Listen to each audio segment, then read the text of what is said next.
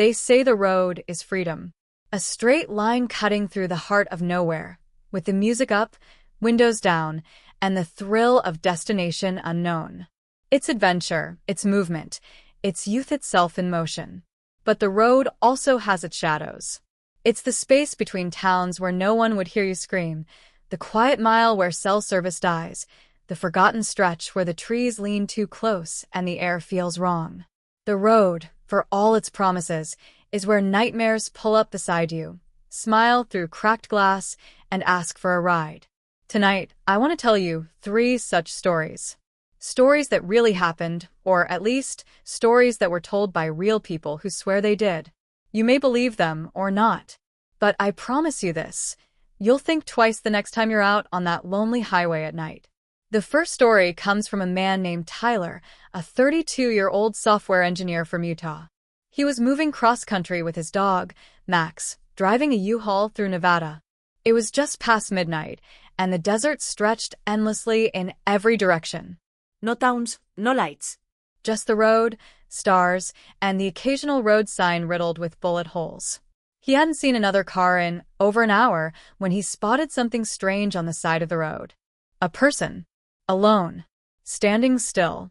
Just beyond the range of his high beams. At first, he thought maybe it was a broken-down motorist. He slowed down, rolled his window slightly, and called out, "Hey, you okay?" The figure didn't move. Didn't even flinch. Just stood there. Tall. Pale. Wearing what looked like a hospital gown. Max, his usually calm Labrador, started growling low in his throat. Tyler told himself it was nothing, just a hitchhiker maybe. But when he passed the figure, he caught a glimpse in the side mirror. It had no shoes. Its feet were filthy, and its head was cocked at an unnatural angle, like it had been broken. Max barked wildly, spinning in circles in the passenger seat. Tyler hit the gas, hard, adrenaline rushing through his body. But a mile later, something made him look back. He swears he saw the same figure standing at the next bend, impossibly far from where it should have been.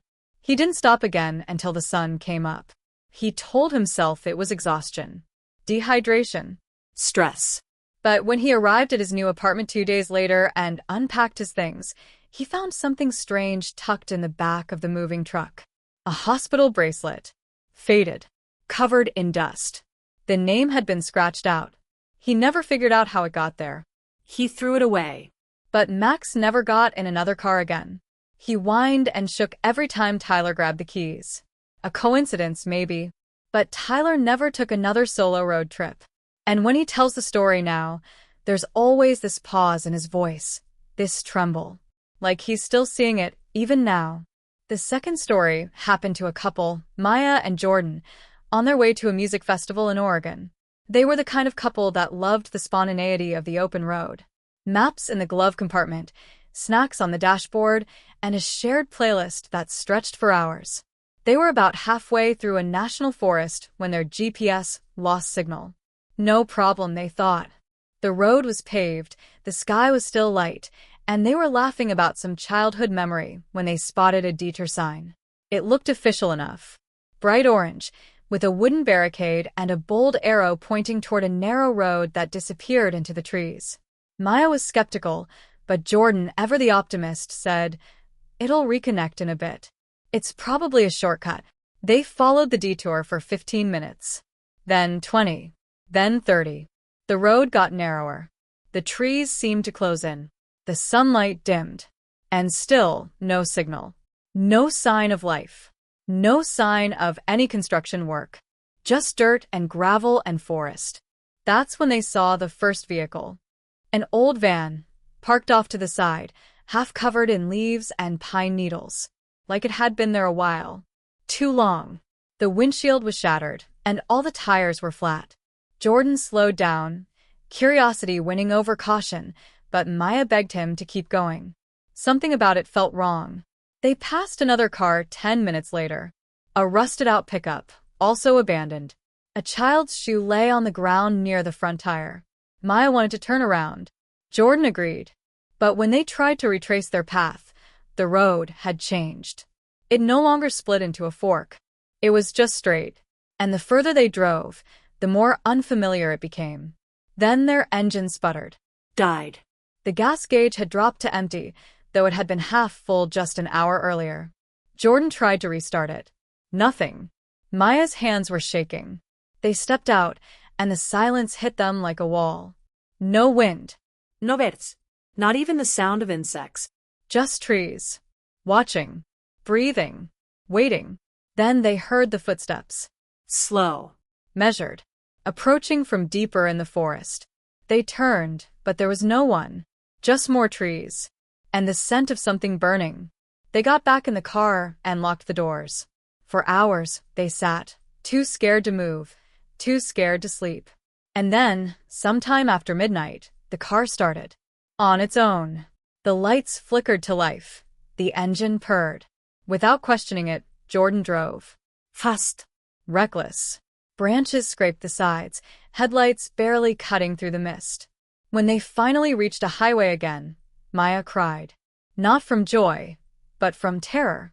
Because when they looked back, the road they came from was gone. No sign.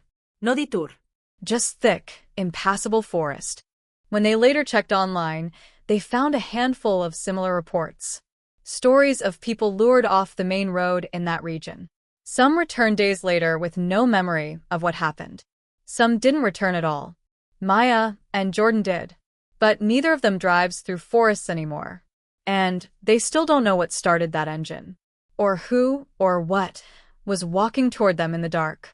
The last story was told by a long-haul trucker named Dennis, a man with nearly 3 decades behind the wheel. A practical man. Not prone to superstition. But what happened to him one night near the border of New Mexico and Arizona made him question everything.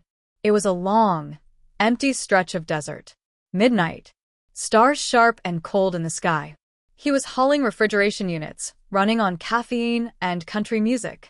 The road ahead shimmered with heat, even though the night was cool. That's when he saw her. A woman, walking alone along the shoulder. She wore a long white dress. No shoes. Her hair whipped in the wind. He slowed, concerned, rolled down the window, and asked if she needed help. She didn't answer, just looked up at him with eyes that were wrong. Too wide. Too dark. Like they belonged to something else entirely. She lifted her arm and pointed ahead. He didn't know why he obeyed. But he did.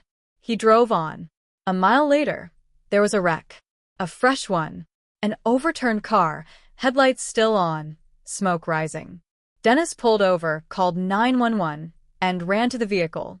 Inside was a young man, barely breathing. He helped drag him out just before the car caught fire. Later, after the ambulance came, he told the troopers about the woman who'd pointed him here. They looked confused. What woman? They asked. There's no one out here for miles. They checked the dash cam on his rig. No sign of her. Nothing but empty desert. Dennis has tried to forget it. Told himself it was exhaustion, or maybe an angel if you believe in that sort of thing. But when he looks back at that moment, those eyes, that gesture, he doesn't think she was there to help. He thinks she was warning him, or testing him, or maybe leading him to something worse that he narrowly escaped. And even now, he says sometimes when he's driving alone in the dark, he sees someone in the distance. A woman in white. Never close. Just far enough to be mistaken. Or believed. So we tell ourselves these stories are just myths.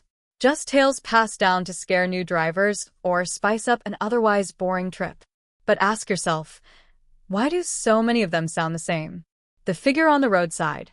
The detour that leads nowhere. The ghost in white. The thump in the trunk. The whisper on the radio that doesn't match the song. Maybe there's something about the road, about the spaces between civilization, where the rules loosen, where time stutters and the veil thins, where whatever else is out there, watching, waiting, occasionally steps through. Because every mile has its memory, every exit its echo, and some roads, no matter how bright the sun or how loud the music, never truly let you leave.